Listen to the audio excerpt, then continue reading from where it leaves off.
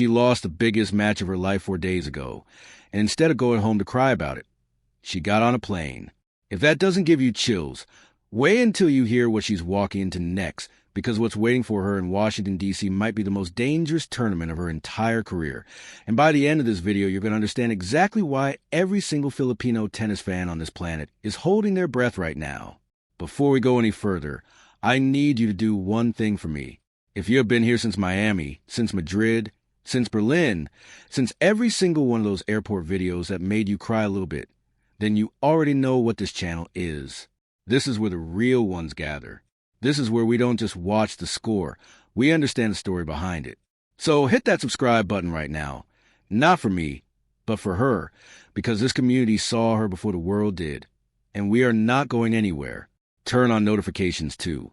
Because I promise you, you do not want to miss what happens next in this story. Now let's talk about what just happened, because this is where it gets heavy. 7 days ago, Alex Eala walked onto center court at Wimbledon for the round of 16. She lost to Jasmine Paolini 6-4, 4-6, 4-6, 3 sets. The deepest a Filipina has ever gone at a Grand Slam in the Open era, and she still lost. She led in the second set. She had it in her hands. And then it slipped away in the third, right there in front of the entire tennis world. The Guardian wrote about her walking off to a standing ovation. And if you know anything about this sport, you know that a standing ovation after a loss means something. It means the crowd knew they were watching greatness, even in defeat. The next day, one Instagram post. One word. Solemn. That was it. That was all she gave the world to process what had just happened to her. And then, less than 48 hours later, she was gone. Not home. Not resting. She was on a plane to Washington, D.C., walking straight into one of the deepest fields of D.C. Open has seen in years. And here's the part that should genuinely worry you if you love the story as much as I do. Is she about to walk into a trap? Because listen to who's in that draw. 7 of the world's top 20 are in Washington right now. Elena Svitolina, the same player Eala tore apart in Berlin just 3 weeks ago. And now Svitolina has a revenge mission written all over this tournament. Marta Kostyuk, a former D.C. finalist who knows this court better than almost anyone. Naomi Osaka, a 2-time U.S. Open champion clawing her way back into relevance and hungry for it. Venus Williams, 46 years old, and somehow still commanding a center court like she owns it. And Leylah Fernandez, the defending champion, the one who lifted this exact trophy just last year. This is not a small tournament dressed up as a big one. This is a war zone with a smaller price tag on the ticket. And then there's the ghost that follows every young player through a season like this. The schedule. 12 months ago, in Cincinnati, Eala's body gave out under the exact kind of back-to-back grind she's facing again right now. The tennis world remembers that collapse. So the question everyone in the sport is quietly asking is simple. Can a 21-year-old really peak on grass at Wimbledon and then peak again on North American hard courts inside 3 weeks? History says no. History says almost nobody does that. But 2026 has been the year Alex Eala rewrites what history says about her again and again. And I want you to stay with me here, because what she did in June is the reason none of us can count her out. Let's talk numbers for a second, because the money side of this story tells you just how far she's come. The women's prize pool in Washington sits at over $1.6 million once you fold in the full tournament commitment. 12 months ago, Eala was ranked outside the world's top 140. Outside. Now, this isn't a paycheck for her anymore. This is a life bracket, a completely different tier of existence in this sport. And here's what makes it even sweeter. She didn't sneak into this draw. The WTA confirmed 20 direct main draw entries into Washington, and Eala is one of them. No wild card, no favor, no handout. Some outlets got this wrong early on and reported she got a wild card spot, but the WTA's own release corrects that. Her ranking, currently sitting at 32 and about to climb even higher once Wimbledon points land on July 14th, earned her that seat at the table. Nobody gave her anything. She took it. Now let me take you through exactly how she took it, because June alone should be studied like a highlight reel of pure will. June 17th, Berlin. She beats world number 10 Elena Rybakina 7-5, 6-4. 1 day later, June 18th, same city.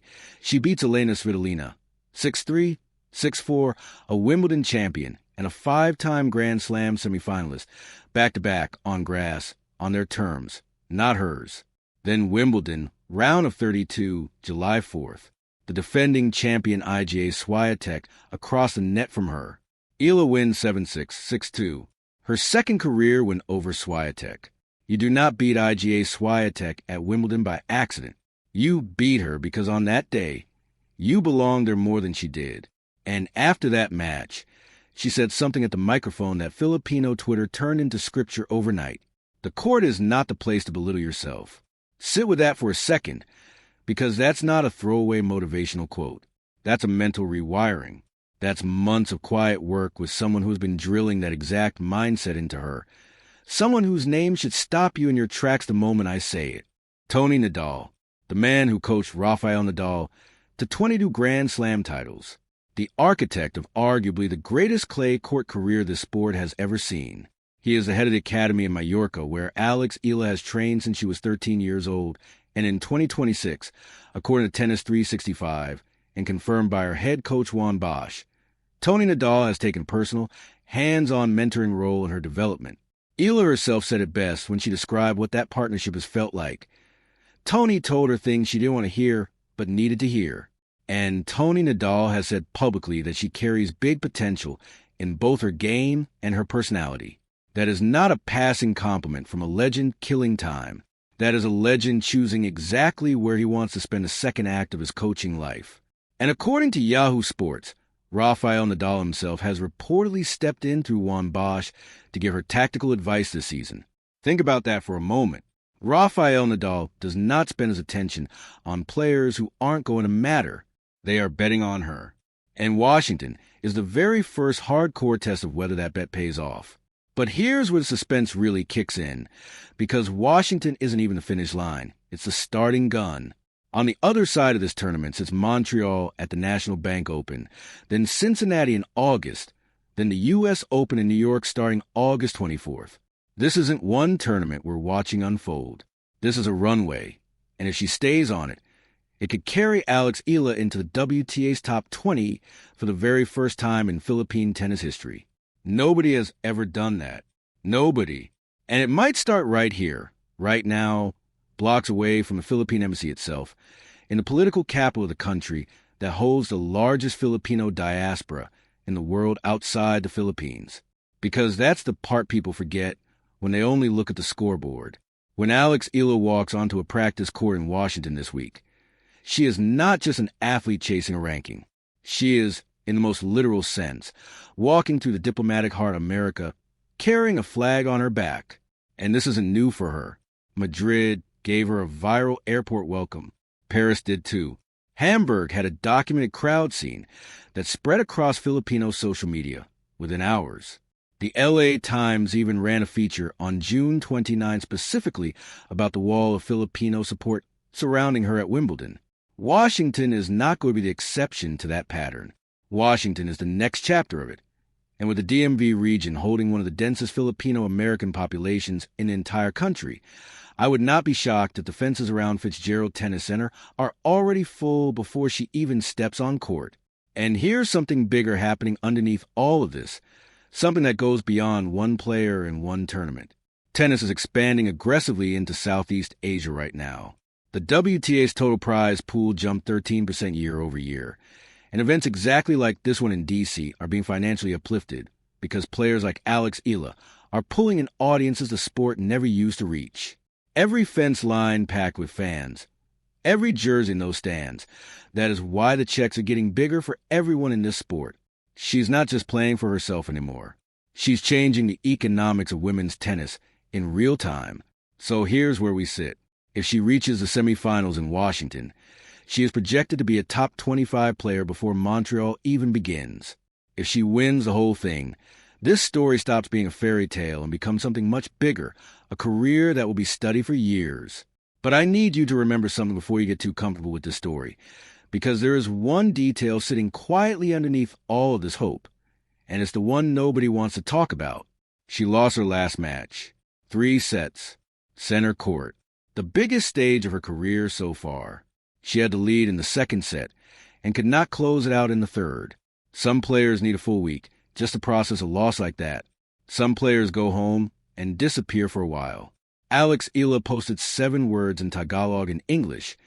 Maraming salamat, Wimbledon. Thank you for everything, Wimbledon. And boarded a flight west inside 48 hours. She didn't need anyone to explain what that says about her character. She already said it herself in 7 words and got straight back on the plane. So here's what I want you to hold on to as this story keeps unfolding, because this is not the end of anything. This is chapter 1. Rybakina in straight sets. Svitolina in straight sets. Swiatek at Wimbledon. A phone call with her father caught on camera in Berlin that she didn't even try to hide. A standing ovation on the biggest court in the sport after a loss. A 1-word caption that over 100 million Filipinos read like a prayer. And now, boots on the ground in Washington, D.C., stepping directly into one of the deepest fields this tournament has ever assembled, with no wild card, no favor, just pure ranking, pure earned merit.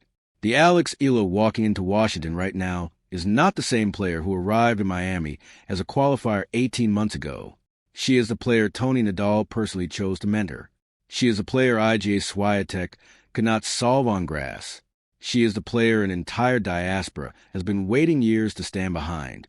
And now we all have to sit with the same question the entire tennis world is asking right now.